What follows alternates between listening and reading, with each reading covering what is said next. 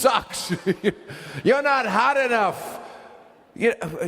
Sometimes the politicians say, if we only had a government as good as the people. Really? Which people? These assholes? Because these people are not good. And it's funny, sometimes I watch the news at night and it's always Iraq, the lead story, and you see these young soldiers over there, and no matter what you think about how we got there, you got to give it up to these kids who, they're there, the mission...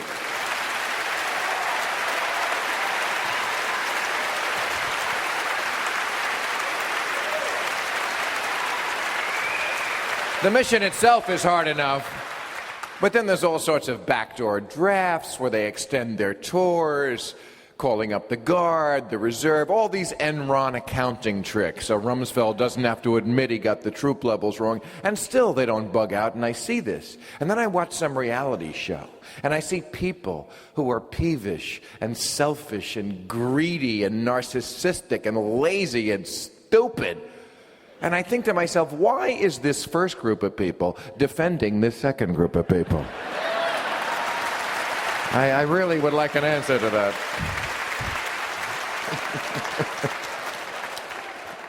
By the way, not to rag on him all night, but you know who has ADD, I have to say, is George Bush. Seriously, I mean, I'm not just saying that to be mean, but really, if you remember a year ago in the State of the Union address, he said we were going to Mars.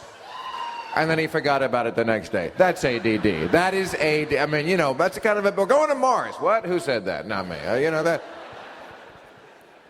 But listen, everything I say about George Bush, I promise you, from here on in is going to be nonpartisan. I'm only going to have to prove to you this, that it is not something I'm saying just working backwards from I hate Bush. And I will start off by reaching out to the Republicans by saying, I get it, that a lot of politics is just whether you like a guy or you don't from the get-go, from the gut.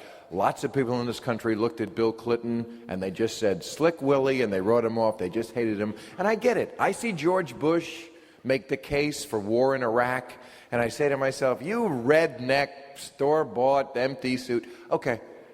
I see Tony Blair make basically the same case, and I say, the man is making sense. Would you listen to the Prime Minister of England, please? The man is making a lot of sense. If he had just kept it real about Iraq, George Bush, he'd have had me at hello. He really would. If instead of trying to scare us that Saddam Hussein has a death ray, if he had just come out there and said, look, it's a Texas thing.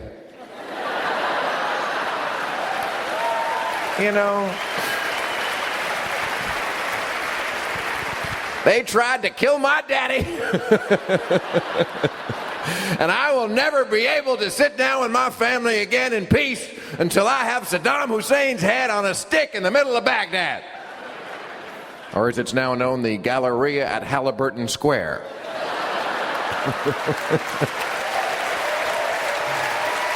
Oh, you're good. You're good. That's why I came here. Did you see a reporter asked the president why he didn't do what his father had done, which was to not occupy the whole country of Iraq? And Bush said, I answer to a higher father, because, Jesus was all about the military invasions. If you read the Sermon on the Mount, it's a lot about shock and awe. I also read that Bush has on his desk Saddam Hussein's personal pistol, his sidearm, that he had on him when they dragged him out of his hole.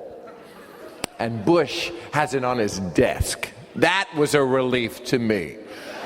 Because for a second I thought this whole thing might just be some personal grudge match between two power-hungry pricks. So that was a relief, yeah.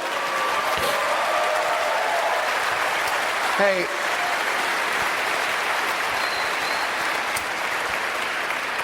how about this for a new rule? New rule, people from Texas can't be president. How about that? Wouldn't that solve a lot? And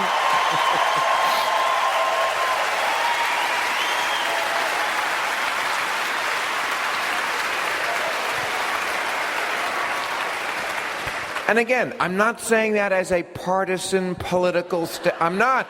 I'll prove it to you. I said I'd prove it. Because I'm also talking about Lyndon B. Johnson was from Texas, was a Democrat, got us into Vietnam. People from Texas just think differently, okay? They wanted to be their own country, and perhaps they should have been. They're cowboys. And by the way, speaking of cowboys, what is with Bush wearing the cowboy hat and the cowboy boots and the cowboy belt? Memo, there are no more cowboys, which means you're wearing a costume. Okay. You might as well be dressed as Sherlock Holmes or a pirate. The president wears a costume. Just, if you're okay with that, I'm okay, but... Also, how did the South get to be the part of the country where the super patriots are? The South, the only part of the country that ever actually committed treason by seceding. But that's where the super patriots are now? Okay, you know, people who do Civil War reenactments, which is stupid on so many levels, but... You know, just to begin with, you're reenacting something you lost, okay? It's like having a big party and inviting all the chicks who ever dumped you.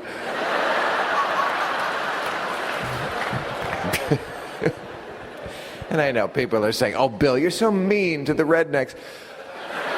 You know, I'm not mean. I'm just reporting it. I'm not making this shit up. You're so mean to Bush. I'm not mean to Bush. Bush is the one who said he didn't read the newspaper. I didn't make that up. The president said he doesn't read the newspaper. Okay, the last world leader to try this was Louis XIV. What do the people think of me? They love you, sir. But wait, you know, I am not one of those people who says that Iraq is Vietnam. First of all, in Vietnam, Bush had an exit strategy.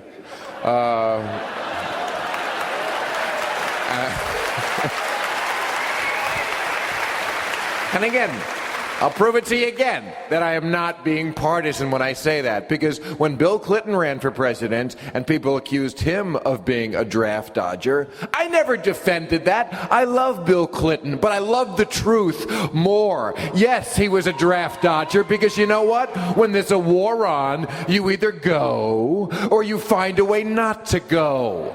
Bill Clinton found a way not to go. Draft dodger, same as George Bush, a draft dodger. His flashbacks are of blackouts.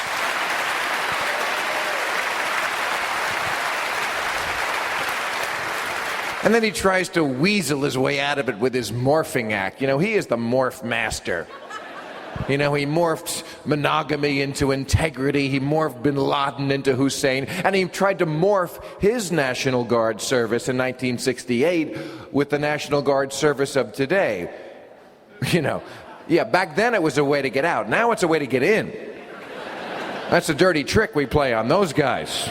They think they're signing up for paintball on the weekends. And they wind up in Fallujah. But...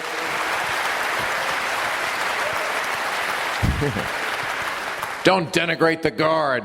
We weren't. We were denigrating you. Gets all huffy about it like he's Jack Nicholson in A Few Good Men, you know. Have you ever served in an extreme rear area? Well, I have. I get my teeth cleaned 6,000 miles away from people who want me dead. You want the truth? I can't remember the truth.